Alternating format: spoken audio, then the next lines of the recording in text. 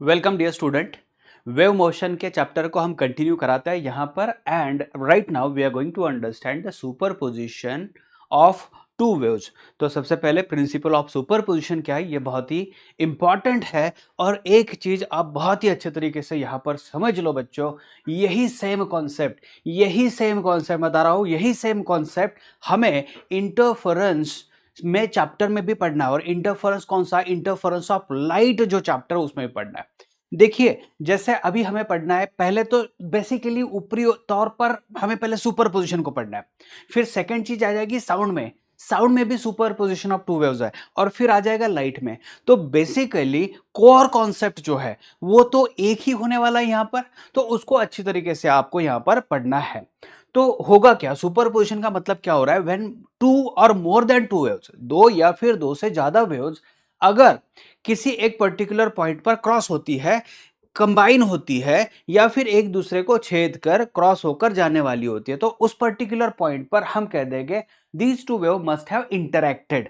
तो ये जो इंटरेक्शन हुआ है, इसके पीछे एक मैथमेटिक्स है, इसके पीछे एक साइंस है, उसको अंडरस्टैंड करना है। तो यहां पर एक सोर्स है, यहां दूसरा सोर्स है। फिलहाल के लिए तो दो ही सोर्स हमने ले लिए। और ये जो दो सोर्स है, from these two source we are getting two different waves. तो ये जो वेव्स है, इसमें सबसे पहले जो दो वेव्स है, वो दो वेव्स जो है नियरली पैरेलल, नॉट नेसेसरी कि एक ही डायरेक्शन में जाना चाहिए। ये हो सकता है एक अपोजिट डायरेक्शन में अगर आती है तो भी, अगर ये एक पर्टिकुलर पॉइंट पर कंबाइन होती है तो सुपरपोजिशन आप कह सकते हो इसको। तो ये जो दो वेव्स है यह इस पर्टिकुलर पॉइंट पर आ गई है। तो मल्टीपल कॉम्बिनेशन हो सकते हैं दो वेव्स को कंबाइन होते हुए। तो सिंपली पहले तो मैथमेटिकल मॉडल को अंडरस्टैंड करना है।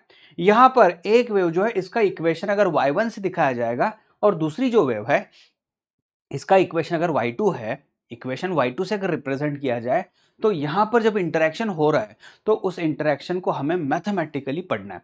तो किस तरीके से होता है? तो एज्यूम कर लीजिए, जो दो वेव्स मैं बता रहा हूं आपको, जो दो वेव्स मैं आपको बता रहा हूं यहां पर, उसमें से जो एक वेव है y1, इसको ले लेता हूं मैं a1 साइन, क्योंकि ये सिंपल हार्मोनिक प्रोग्रेसिव वेव है। और सिंपल हार्मोनिक प्रोग्रेसिव वेव का इक्वेशन है ओमेगा टी। यहां पर देखिए राइट साइड में जा रही है तो पॉजिटिव एक्स डायरेक्शन में जा रही है। तो पॉजिटिव एक्स डायरेक्शन में अगर बढ़ रही है तो यहां पर मुझे माइनस के एक्स लिखना पड़ेगा।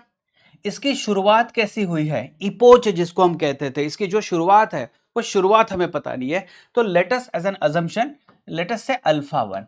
तो ये इक्वेशन हो गया इसका। फिर y2 is equal to a2 sign, और दूसरा है वो ओमेगा टी, यहां पर ले लेता हूं मैं माइनस के एक्स और प्लस, है ना, के एक्स और प्लस अल्फा 2। ये दो इक्वेशंस है। और फिलहाल के लिए मैं ऐसा कहूंगा, यहां पर दोनों के दोनों जो कोहिरेंट है, कोहिरेंट मतलब एक हो रहा है, इनकी एक तो फ्रीक्वेंसी जो है वो सेम होनी चाहिए। जो पर्टिकुलर पॉइंट पर जाने वाली है, जिस पर्टिकुलर पॉइंट को मैंने पी कह दिया था, उस पर जब कंबाइन होती है तो उसका जो फेज डिफरेंस है, दोनों वेव्स का जो फेज डिफरेंस बनेगा, वो फेज डिफरेंस, दोनों एंगल का डिफरेंस हमेशा सेम रहेगा। That will not change with respect to time. तो अभी ऐसे मान के चलो जैसे कि ये एक वेव है और ये दूसरी वेव होगी, मान लीजिए यहां पर पॉइंट पी पर कंबाइन हो रही है।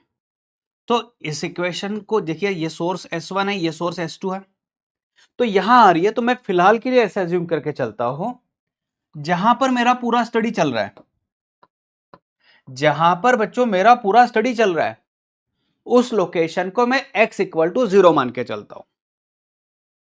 क्या कहा मैंने? जैसे अगर ये स्क्रीन है और इस स्क्रीन पर मैं इन दोनों वेव्स का इंटरफेरेंस ऑब्जर्व कर रहा हूं, तो मैं और मैथमेटिक्स को सिंप्लीफाई करना चाहता हूं।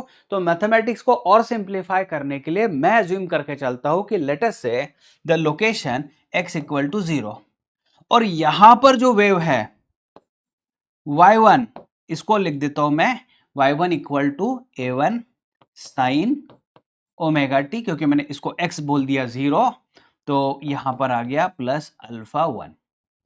और जो दूसरी वेव है y2 is equal to a2 sine omega t plus alpha 2। ये दो वेव्स यहां पर इंटरफियर हो रही है। तो सुपरपोजिशन जो है, प्रिंसिपल कहता है आप इन वेव्स को वेक्टर वाइज ऐड कर दो।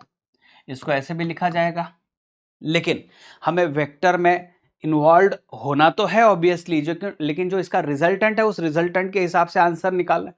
तो आप लिखने का तरीका ऐसे हो सकता है, या फिर आप इसको सिंप्लीफाई कर दो, मैथमेटिकली इसका आंसर सही मिलने वाला है आगे चलकर। तो y equal to y1 plus y2 मैं यहां पर लाके रख देता हूं। ठीक है, आप बोलोगे यार वेक्टर कहां से आ गया? तो वेक्टर ऐसा है बच्चों, ये जो वेव होती है ना, ये वेव में ये जो एम्पलीट्यूड है इसको वेक्टर कहा जाएगा। ये जो एम्पलीट्यूड है इसको वेक्टर कहा जाएगा। देखिए ना, प्लस ए या फिर माइनस ए। प्लस ए का मतलब इस लाइन के ऊपर एम्पलीट्यूड मैक्सिमम हुआ, माइनस ए का मतलब इस लाइन के नीचे एम्पलीट्यूड मैक्सिमम हुआ।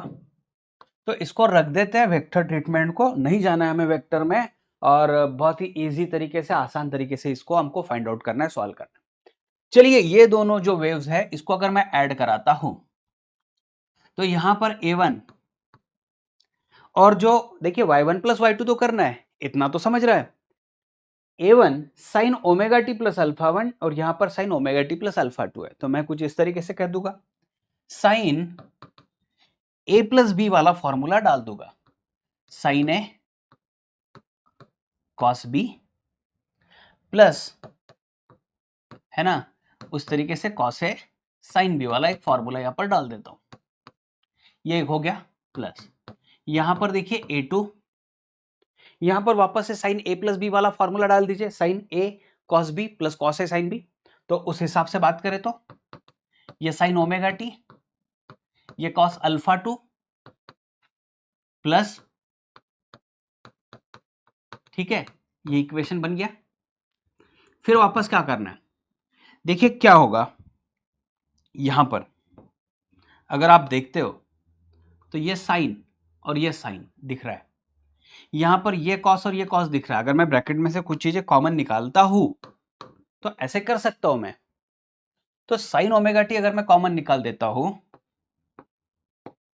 साइन ओमेगा टी अगर कॉमन निकाल देता हूं तो a1 कॉस अल्फा 1 बच जाएगा, है ना, और यहां पर प्लस, है ना, साइन ओमेगा टी दोनों में से कॉमन निकाल देता हूं तो a1 कॉस अल्फा 1 और ये a2 कॉस अल्फा 2 हो जाएगा प्लस। फिर क्या करना होगा, फिर यहां कॉस ओमेगा टी अगर कॉमन निकाल दिया जाए तो ब्रैकेट के अंदर आ जाएगा a1 sine alpha 1 plus a2 sine alpha 2। ये बन गया इक्वेशन। यहां तक तो ठीक चल रहा है, ये यहां तक इक्वेशन बन चुका है। फिर क्या करते हैं, लेट,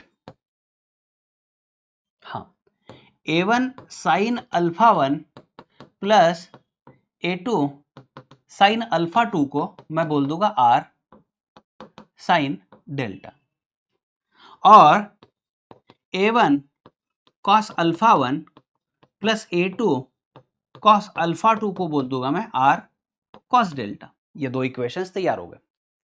तो अभी मेरा ऊपर वाला जो इक्वेशन था वो कुछ किस तरीके से मॉडिफाई हो जाएगा, तो the same y will be equal to ये साइन ओमेगा टी ऐसे ही, और मैंने r cos alpha 1 plus sorry a1 cos alpha 1 plus a2 cos alpha 2 को मैंने लिख दिया है r cos डेल्टा, राइट।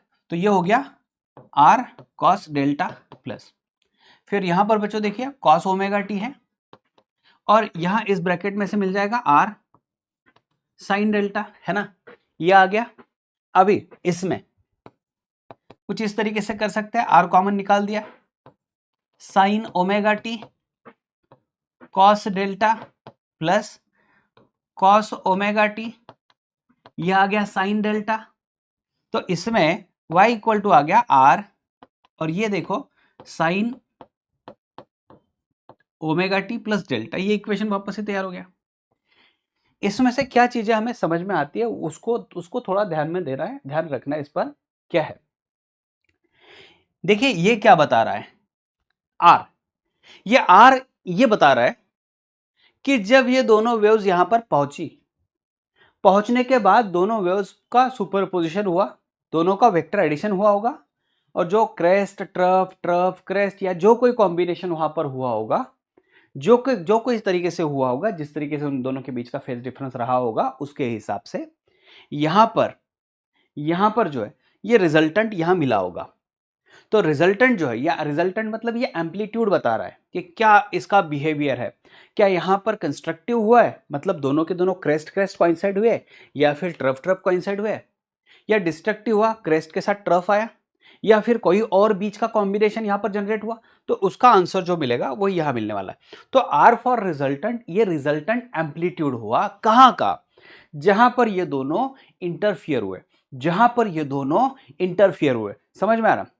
अच्छा, डेल्टा क्या बताएगा? तो डेल्टा जो है बच्चों इसमें से समझ में आएगा। डेल्टा का मतलब जो है वहां पर जिस तरीके से, वहां पर अगर मैं टाइम 0 रख देता हूं और पर्टिकुलर टाइम 0 पर जब मैं ऑब्जर्व करता हूं तो उस समय वो एंगल क्या बता रहा है ना। सो डेल्टा एक तरीके से हम लोग इपोज कह सकते हैं। तो यहां पर जो रिजल्टेंट, जो कुछ भी रिजल्टेंट बनने वाला है उसकी रिजल्टेंट की पूरी इंफॉर्मेशन जो है यहां पर मुझे मिलने वाली है। ठीक है, अभी क्या है मेरे लिए, ये दो इक्वेशन इंपॉर्टेंट है, ये इक्वेशन नंबर 1 और इक्वेशन नंबर 2, ये दोनों इंपॉर्टेंट है। अच्छा, इन दोनों पर क्या होता है, पहले तो हम लोग रिजल्टेंट के लिए बात करेंगे। रिजल्टेंट और डेल्टा, इन दोनों पर हमें काम करना है। तो किस तरीके से ये रिजल्टेंट और डेल्टा फाइंड आउट किया जाए, रिजल्टेंट और डेल्टा किस तरीके से फाइंड आउट किया जाए, उस पर हम लोग काम करने वाले हैं। तो किस तरीके से काम करना है समझ लो इस पे। तो रिजल्टेंट जो होगा, देखिए दो इक्वेशंस को ध्यान में रख लो। तो रिजल्टेंट के लिए मैं square and add equation 1 and 2, इन दोनों का स्क्वेयरिंग कर देता हूं और एडिशन भी कर देता हूं। तो इससे क्या होगा, तो इक्वेशन 1 अगर दिख रहा है आपको, ये है, तो R square sine square delta plus या R square cos square delta कर देता हूं। तो कुछ इस तरीके से दिखेगा, R square sine square delta plus R square cos square delta is equal to, sine के बारे में बात किया जाए तो a1 sine alpha 1 plus a2 sine alpha 2 था उसका स्क्वायर प्लस, और यहां पर a1 cos alpha 1 plus a2 cos alpha 2 था उसका स्क्वायर। ठीक है, तो यहाँ इनके लेफ्ट में अगर देखोगे तो आर स्क्वायर कॉमन निकल जाएगा और sine square delta plus cos square delta 1 हो जाएगा। तो यहाँ पर बच जाएगा R square is equal to, चलिए यहाँ पर करते हैं बच्चों। तो a1 square sine square alpha 1 plus a2 square sine square alpha 2 plus twice a1 a2 sine alpha 1 sine alpha 2। ठीक है, प्लस इसका स्क्वायरिंग करा देते हैं, a1 square cos square alpha 1 plus a2 square cos square alpha 2 plus twice a1 a2 cos alpha 1 cos alpha 2। ठीक है, अभी इसमें क्या करना है, ये R square is equal to, इसमें क्या करना होगा, देखिए ना यहाँ पर a1 स्क्वायर और साइन स्क्वायर अल्फा 1 और a1 square cos square alpha 1, इनके बीच में अगर एडिशन हो जाए तो a1 स्क्वायर कॉमन निकल जाएगा और sine square alpha 1 plus cos square alpha 1 1 हो जाएगा।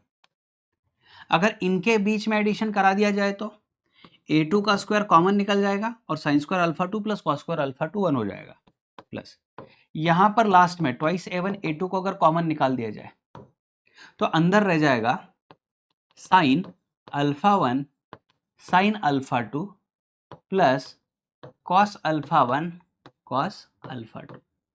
ठीक है, ये रह गया। तो अभी इसमें क्या होगा, R square is equal to a1 square plus a2 square plus twice a1 a2, और ये क्या है, तो ये देखिए साइन अल्फा 1 साइन अल्फा 2 है ना, sign alpha 1 sine alpha 2 cos alpha 1 cos alpha 2, तो इसका रिजल्ट जो मिलेगा वो मिलने वाला है कॉस अल्फा 1 माइनस अल्फा 2। ये क्या मिलने वाला है, cos alpha 1 minus cos alpha 2, इसका एक्सपेंशन यही होता है, cos A minus B is sine A sine B, या फिर cos A cos B plus sine A sine B. तो ये हो गया cos alpha 1 minus cos alpha 2। तो आर इज इक्वल टू मुझे मिल चुका है square root of a1 square plus a2 square plus twice a1 a2 cos of alpha 1 minus alpha 2। अच्छा, ये अल्फा 1 माइनस अल्फा 2 क्या होगा, तो मैं यहाँ आपको बता दूं, यहाँ पर आपको बता दूं कि let alpha 1 minus alpha 2 is equal to five is nothing but phase difference. अच्छा, इसमें मॉड डाल दूं तो भी चलेगा, दिक्कत ही नहीं है, क्योंकि कैसे होगा, मॉड नहीं रहा तो भी चलता है, क्योंकि कॉस थीटा पॉजिटिव है, कॉस माइनस थीटा भी पॉजिटिव है। कॉस थीटा या फिर कॉस माइनस थीटा, इन दोनों का जो रिजल्ट होगा वो दोनों का रिजल्ट जो होगा वो सेम ही होने वाला है। तो अगर ऐसे होता है तो मैं इसको कॉमनली फाइव बोल देता हूँ मॉड को। तो मेरा रिजल्ट जो मिल रहा है R equal to square root of a1 square plus a2 square plus twice a1 a2 cos five. बच्चों ये फॉर्मूला आपने कहीं ना कहीं तो पढ़ा होगा, ये फॉर्मूला आपने कहीं ना कहीं तो पढ़ा होगा। कहां पर पढ़ा है? ये formula resultant of two vectors में पढ़ा था। देखिए बेसिकली मैथ्स पर काम शुरू कर दिया है, और लेकिन जो रिजल्ट मिल रहा है वो रिजल्ट जो मुझे मिल रहा है वो वेक्टर एडिशन, टू वेक्टर्स, दो वेक्टर्स का एडिशन जो है, इस तरीके से मुझे आंसर मिल रहा है। तो ये रिजल्टेंट फॉर्मूला ये बहुत ही इंपॉर्टेंट है, अब इसको कभी नहीं भूलना, ये मोस्ट इंपॉर्टेंट है। और दूसरा, जो इक्वेशन 1 और 2 है इनका अगर मैं डिवीजन कर दूं 1 divided by 2, equation 1 divided by equation 2 कर दूं तो मुझे मिलेगा r sine delta divided by r cos delta is equal to, now a1 sine alpha 1 plus a2 sine alpha 2 divided by a1 cos alpha 1 plus a2 cos alpha 2। यहाँ are are cancel हो गया और यहाँ पर tan delta मिल चुका है, तो tan delta is equal to a1 sine alpha 1 plus a2 sine alpha 2 divided by a1 cos alpha 1 plus a2 cos alpha 2। और अगर मैं डेल्टा निकालूं तो delta is tan inverse of, तो a1 sine alpha 1 plus a2 sine alpha 2 divided by a1 cos alpha 1 plus a2 cos of alpha 2। ये बच्चों result है मेरे पास। अभी हम किस पर काम करने वाले हैं? तो हम सबसे ज्यादा काम करने वाला है इस रिजल्टेंट पर, resultant of that whatever two waves which we have got that has superimpose, वो वहां पर कंबाइन हो गई है। सुपरपोजिशन प्रिंसिपल तो y equal to y1 plus y2 था, लेकिन हमने इसको इंटरफियर करवा दिया, इंटरफेरेंस पैटर्न में ला दिया। तो दो वेव्स का जो रिजल्ट मिलने वाला है वो रिजल्ट कुछ इस तरीके से मिलेगा। दो वेव्स जो कि कोहेरेंट थी, जिनका फेज डिफरेंस सेम भी बनने वाला है हर समय। तो वो जो दो वेव्स थी वो जहां पर एक हुई है, जहां पर एक हुई है वहां पर जो रिजल्टेंट मिला वो इस तरीके से मिला, और उसका जो इनिशियल फेज होगा, मतलब जिस समय वो कंबाइन हुए हैं, तो टाइम टी अगर 0 डाल देता हूं तो ये किस तरीके से कंबाइन हुए होगी वो पूरी इंफॉर्मेशन दे देता हूं। ठीक है, अभी नेक्स्ट क्या है देख लीजिए, मैं अभी पूरा फोकस करने वाला हूं उस रिजल्टेंट के फॉर्मूला पर। तो जो रिजल्टेंट है देखिए, हम इस पर काम करने वाले, इसके आगे जो रिजल्टेंट मुझे मिला है वो मिला है square root of a1 square a2 square twice a1 a2 और फिर cos ऑफ 5। बस दो वेव्स के बारे में वापस से एक बार बता दूं मैं आपको। तो मेरे पास ये इक्वेशन था, एक्चुअल में देखा जाए तो मैंने इस लोकेशन को 0 बता दिया था, और उस समय ये इक्वेशन कुछ इस तरीके से था। ये भी इक्वेशन कोई दिक्कत नहीं है, ये भी चल सकता है आपको, ये भी चल सकता है, कोई दिक्कत नहीं है, कोई इश्यू नहीं है, कोई प्रॉब्लम नहीं है। मैं जिस लोकेशन पर ऑब्जर्व कर रहा हूँ बस उस लोकेशन को मैंने x0 बता दिया, इसलिए कि मेरा कन्वीनियंस हो जाए इक्वेशन सॉल्व करते समय।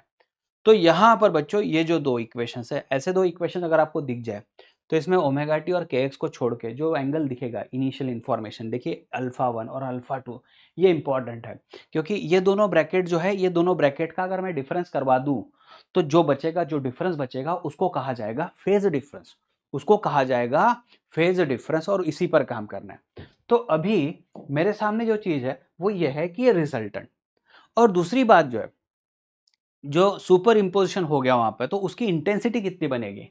तो रिजल्टेंट इंटेंसिटी, तो इंटेंसिटी के बारे में आपको एक बात बता दूं, इंटेंसिटी डायरेक्टली प्रोपोर्शनल टू होता है एम्पलीट्यूड का स्क्वायर।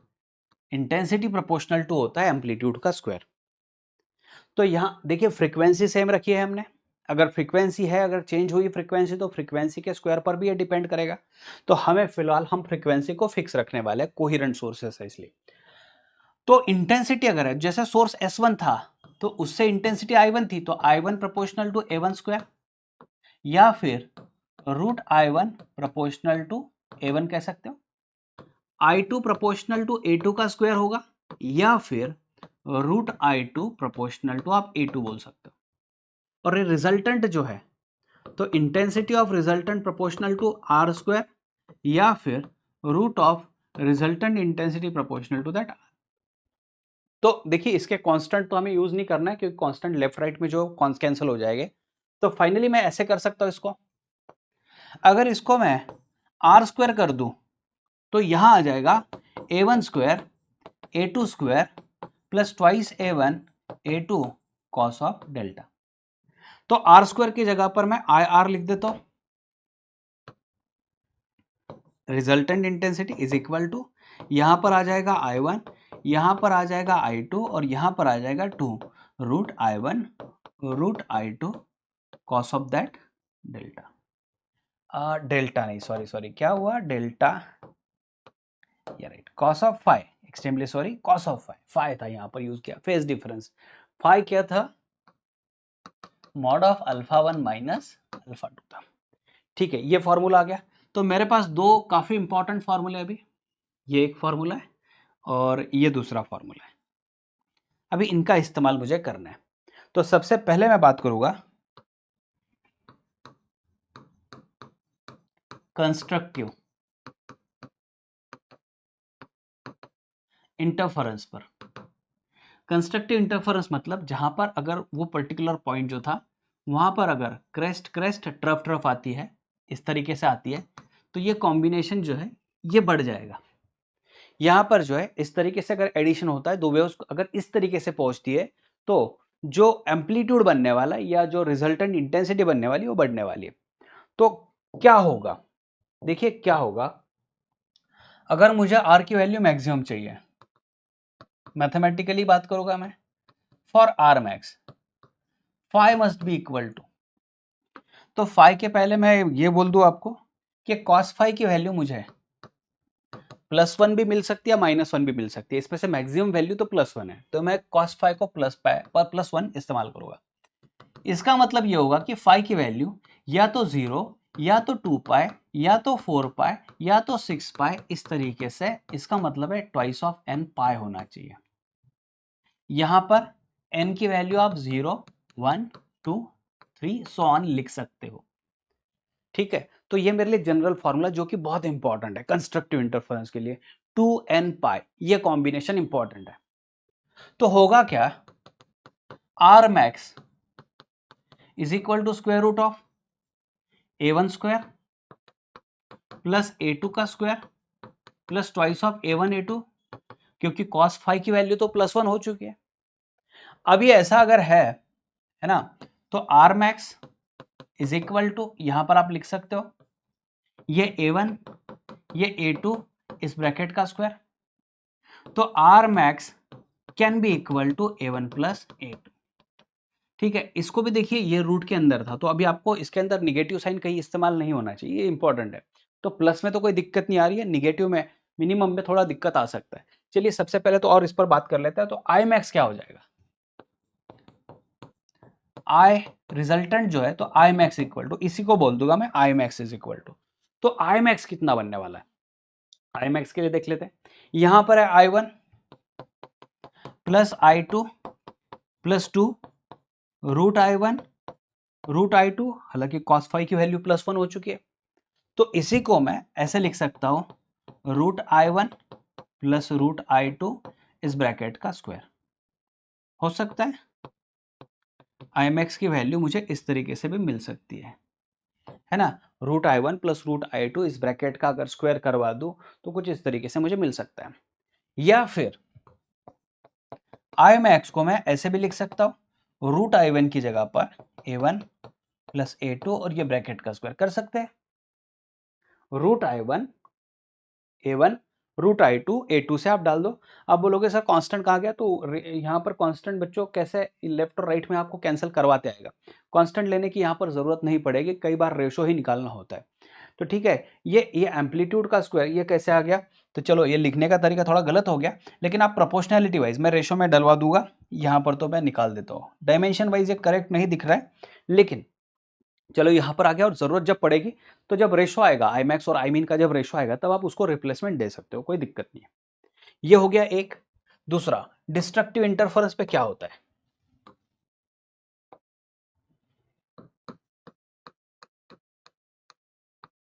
अगर डिस्ट्रक्टिव इंटरफेरेंस होता है, डिस्ट्रक्टिव इंटरफेरेंस का मतलब ऐसे हो सकता है, एक वेव ऐसी आई है तो दूसरी वेव जो है उसके अपोजिट आई है, मतलब crest on trough and this is trough and this is crest, कुछ इस तरीके से कंबाइन हुआ। तो इन दोनों का रिजल्टेंट है, कुछ छोटा मिल जाएगा, कम मिलेगा, या फिर वेनिश भी हो जाएगा। डिस्ट्रक्टिव अगर 100%, अगर दोनों का एम्पलीट्यूड सेम है तो एक दूसरे को कैंसिल भी करवा देंगे। तो मैं एज एन एग्जाम्पल यहाँ पर दिखाऊँ तो देखिए, डिस्ट्रक्टिव इंटरफेरेंस के लिए मुझे आर की वैल्यू मीन चाहिए, मिनिमम चाहिए, और मिनिमम अगर होना है तो फॉर आर मिनिमम ये जो कॉस फाई की वैल्यू ये सबसे कम होनी चाहिए। तो -1 में ले सकता हूँ। -1 के लिए मुझे पता है कि फेज डिफरेंस, जिसे मैंने α1 माइनस α2 बोला था, ये वैल्यू कितनी होनी चाहिए?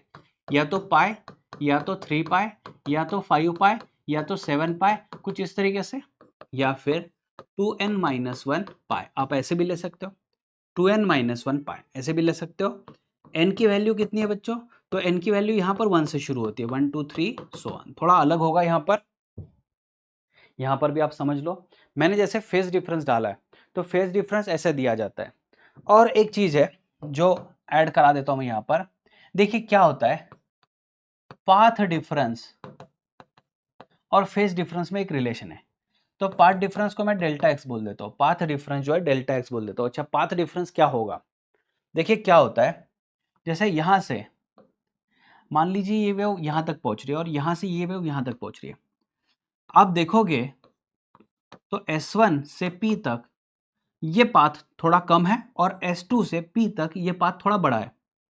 तो इस पाथ की वजह से, जैसे अगर मैं यहां से परपेंडिकुलर ड्रॉ कर दूं तो मुझे समझ में आएगा ये जो एक्स्ट्रा इतना डिफरेंस बन रहा है, ये पाथ डिफरेंस, ये डिफरेंस जो है, ये डिफरेंस डिसाइड करेगा कि पॉइंट पी पर कंस्ट्रक्टिव होना है या डिस्ट्रक्टिव होना है या और कुछ होना है। तो ये जो डिफरेंस है, ये डिफरेंस कितना है, तो इसको मैं डेल्टा एक्स बोल देता हूं। तो पाथ डिफरेंस और फेज डिफरेंस में एग्जैक्ट रिलेशन क्या है? तो रिलेशन ये है, phase difference is 2 pi by lambda into that path difference. आप ऐसे ले सकते हो। तो path difference delta x is lambda by 2 pi into आप 5 बोल सकते हो। अगर ये सारी वैल्यूज मैं रख दूं यहां पर तो मुझे ऐसे मिलने वाला है, जिसको मैं कहूंगा यहां पर path difference which is delta x is equal to कितना? तो अगर वैल्यूज रखना शुरू कर दो तो मुझे मिलेगा 0, 1 lambda, 2 lambda, 3 lambda, so on, that is equal to n lambda. तो बेसिकली बच्चों, आपको मैं सीधे सीधे बताऊं तो सिर्फ दो बेसिक चीजें आपको ध्यान में रखनी है। कंस्ट्रक्टिव के लिए अगर कोई फेज डिफरेंस पूछे, फेज डिफरेंस समझ में आ रहा है? क्या पूछे? Phase difference. दो वेव्स जिस तरीके से ऐड हो रही है तो उनके बीच में जो फेज एंगल का डिफरेंस है, या तो 2n पाई होना चाहिए, या फिर पाथ डिफरेंस, जो मैंने पाथ डिफरेंस यहां बता दिया, वो पाथ डिफरेंस n लैम्बडा होना चाहिए। अगर ये दोनों सेटिस्फाई हो जाती है, ये दोनों एक दूसरे से ही रिलेट कर रही है, या तो ये बोलिए या फिर ये बोलिए, एक ही चीज होने वाली। तो जब ये सिचुएशन सेटिस्फाई हो जाए तो वहां कंपलसरी कंस्ट्रक्टिव मिलने वाला है। तो उसी तरीके से अगर यहां पर बात करूं मैं, तो फेज डिफरेंस अगर ऐसे हो, या फिर path difference 2n-1 lambda by 2 कर दो, n की वैल्यू वापस से वही 1 2 3 सो ऑन। तो अगर ऐसे होता है 2n-1 lambda by 2, lambda by 2 अगर होता है, लैम्बडा बाय 2 का अगर डिफरेंस पड़ता है 1 lambda by 2, 3 lambda by 2, 5 lambda by 2, वो जो डिफरेंस दिख रहा है आपको यहां पर आ रही है वेव्स S1 और S2 से, तो ये जो मैं यहाँ पर ये जो गैप दिख रहा है मुझे, ये जो पाथ डिफरेंस दिख रहा है, ये जो डिफरेंस पड़ रहा है, ये डिफरेंस में अगर 1 lambda by 2, 2 lambda, 3 lambda by 2, 5 lambda by 2, कुछ इस तरीके से 1 3 5 लैम्बडा बाय 2 की टर्म में अगर वेव्स रह जाती है तो आगे चलकर कंपलसरी आपको मिलने वाला है डिस्ट्रक्टिव इंटरफेरेंस, राइट? तो यहां सिचुएशन के हिसाब से बात करते हैं बच्चों, तो R mean is equal to कितना हो जाएगा? देखिए, ये इसका स्क्वायर करवा देता हूं मैं, तो a1 स्क्वायर a2 स्क्वायर, और कॉस की वैल्यू -1 होने की वजह से यहाँ पर twice a1 a2 with -n आ जाएगा। तो ये आर मीन, हाँ, या फिर आर मीन ही रख दो, कोई दिक्कत नहीं है, ये रूट में ही रख देते हैं, कोई दिक्कत नहीं है, रूट में ही रख देते हैं। तो इसको अगर रूट में ही रख दिया जाए तो क्या होगा, यहाँ पर देखिए क्या होगा बच्चों, a1 माइनस a2 ब्रैकेट का स्क्वायर आ जाएगा। तो आर मीन की वैल्यू मुझे मिल गई है a1 माइनस a2, ये हो गया आर मिनिमम, राइट। तो इसी तरीके से आई मीन कितना मिलने वाला है, तो आई मीन वही था i1 plus i2 minus 2 root i1 और ये रूट i2। इसको भी अगर आप सॉल्व करते हो तो आपको मिलेगा i1 माइनस i2, ये sorry root i1 minus root i2 इस ब्रैकेट का स्क्वायर, ये हो गया आपका आई मीन। लास्ट में इंपॉर्टेंट क्या है, लास्ट में इंपॉर्टेंट ये चीज है, अगर मैं ले लेता हूं I max to I mean का रेशो, जो कि बहुत ही इंपॉर्टेंट है, I max to I mean का रेशो, तो ये एक तो मुझे root i1 plus root i2 bracket का स्क्वायर डिवाइडेड बाय करते आएगा root i1 minus root i2 bracket का स्क्वायर। देखिए यहाँ पर एक आपको जरूरी यह है कि स्क्वायर निगेटिव आया या पॉजिटिव आया तो ये तो स्क्वायर होने वाला है, तो कोई दिक्कत नहीं आने वाली है। यहाँ पर भी देखिए a1 माइनस a2 है, तो मॉड में लेना है या फिर a1 माइनस a2 ले लो, कोई दिक्कत नहीं है, या प्लस आया तो लाइन के ऊपर एम्पलीट्यूड बनने वाला है और माइनस आया तो लाइन के नीचे एम्पलीट्यूड बनने वाला है शुरुआत में। तो अभी लास्ट में देखिए क्या होगा, ये फॉर्मूला आ गया, या फिर I max to I mean is equal to, तो रूट i1 की जगह पर आप लिख सकते हो a1 और ये प्लस a2 ब्रैकेट का square divided by a1 minus ये a2 इस ब्रैकेट का स्क्वायर।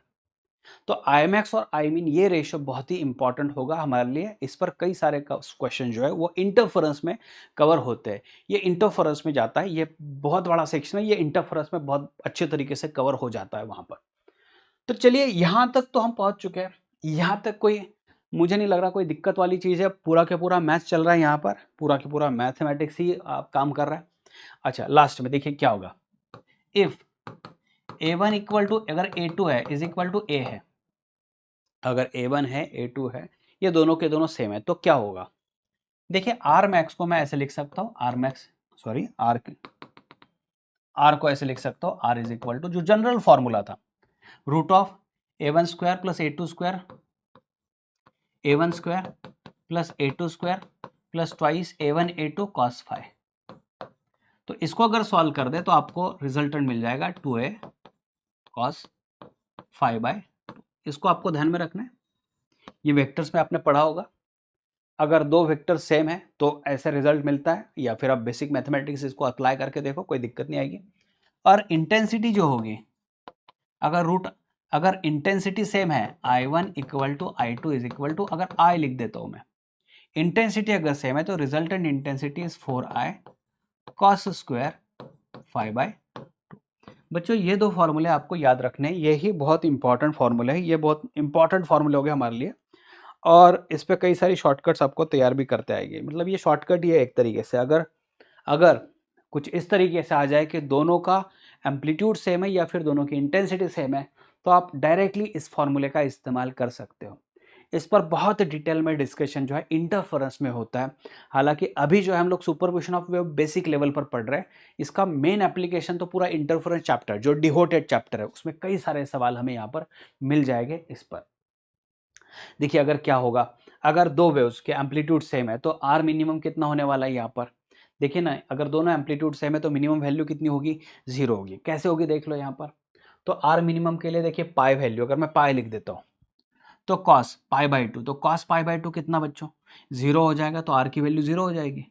और जब मैक्सिमम हो तो पाई की वैल्यू देखिए, जब मैक्सिमम था, जैसे मुझे अगर मैक्सिमम चाहिए तो फाई की वैल्यू इसमें से कोई भी ले सकता हूँ, मान लीजिए मैंने 0 रख लिया या फिर 2 पाई रख लिया, तो 0 रख दिया तो cos 0 1 होता है, तो ये आ गया 2a, एम्पलीट्यूड ट्वाइस ऑफ ए आ गया।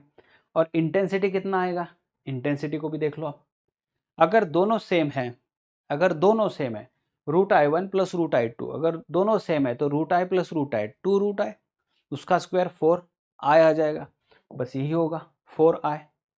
मैक्सिमम है तो फाई की वैल्यू अगर मैं 0 रख देता हूँ तो cos 0 तो 1 होने वाला है, तो यहाँ पर 4 है। तो इस तरीके से ये बेसिकली काम करने वाला है। ठीक है बच्चों, तो यहाँ तक मैंने तो पूरा डिटेल में दे दिया। अच्छा, मैं सीधे सीधे बताऊँ आपको, तो ये जो पार्ट है ये बहुत ही इंपॉर्टेंट है। जैसे अभी आपने यहाँ पर पढ़ लिया, इसको वापस से कहाँ पर पढ़ना है आपको, ये इंटरफेरेंस चैप्टर में। तो ये रिपीट हो जाएगा, ये रिवाइज हो जाएगा उस समय में। तो हाँ, रिजल्टेंट हमने देख लिया, कंस्ट्रक्टिव डिस्ट्रक्टिव सारा देख लिया। चलिए यहाँ पर एक क्वेश्चन को सॉल्व कराते हैं। Two waves of equal frequencies have their amplitude in the ratio 3:5। तो A1 और A2 का रेशो बताया गया है 3:5। They superimpose on each other, calculate ratio of maximum and minimum intensities of the resultant wave. तो देखिए I max और आई mean का जो रेशो था अभी हमने देखा है, तो A1 प्लस A2 ब्रैकेट का स्क्वायर और A1 माइनस A2 ब्रैकेट का स्क्वायर। तो A1 को आप 3 ले लो, A2 को आप 5 ले लो। सो 3 प्लस 5 का स्क्वायर डिवाइडेड बाय यहाँ पर 3 माइनस 5 का स्क्वायर, कितना हो गया 64। और ये कितना हो गया, ये 4, हाँ 16 आ गया। ठीक है, ये रिजल्ट आ गया 16। तो इस तरीके से आप इसको इजीली सॉल्व कर सकते हो। ठीक है, ये एक तरीका हो गया, ये इस तरीके से ही आपको हमें ये सॉल्व करना है। ठीक है, चलिए नेक्स्ट क्या है, एक और क्वेश्चन करा के लेते हैं। या इन्होंने बताया कि I max to I mean का रेशो ही अल्फा बता दिया है, तो find A max by A mean. A max A mean का रेशो क्या होगा। देखिए इंटेंसिटी जो होती है प्रोपोर्शनल टू एम्पलीट्यूड का स्क्वायर होती है। तो अगर I max to I mean मेरे पास है, मतलब ए मैक्स का स्क्वायर बाय ए मीन का स्क्वायर होना चाहिए, इसको अल्फा बोलना चाहिए। मतलब A max to A mean, जहां पर ये सुपर इम्पोज हो रहा है वहां पर ए मैक्स टू ए मीन का रेशियो जो होगा वो रूट ऑफ अल्फा होना चाहिए। ये तो एक मिल चुका है। दूसरा पूछा गया है A1 बाई A2 का रेशियो। चलो ठीक है, अगर मेरे पास I max to I min है जिसको इन्होंने कहा है अल्फा, लेकिन मेरे पास और एक फॉर्मूला है A1 प्लस A2 ब्रैकेट का स्क्वायर और यहाँ पर A1 माइनस A2 ब्रैकेट का स्क्वायर। स्क्वायर निकाल देते हैं, तो square root of alpha is equal to, ये कितना हो गया बच्चों, A1 plus A2 by A1 minus A2। तो क्या करें अभी, इसको क्रॉस मल्टीप्लाई करें, वैसे हो सकता है, या फिर कंपोनेंट और डिविडेंड लगवा देते हैं। तो A1 plus A2 plus A1 minus A2 divided by A1 plus A2 minus A1 minus A2। तो यहाँ पर देखिए ये A2 कैंसिल हो गया तो ट्वाइस ऑफ A1, और यहाँ पर A1 कैंसिल हो गया और ट्वाइस ऑफ A2।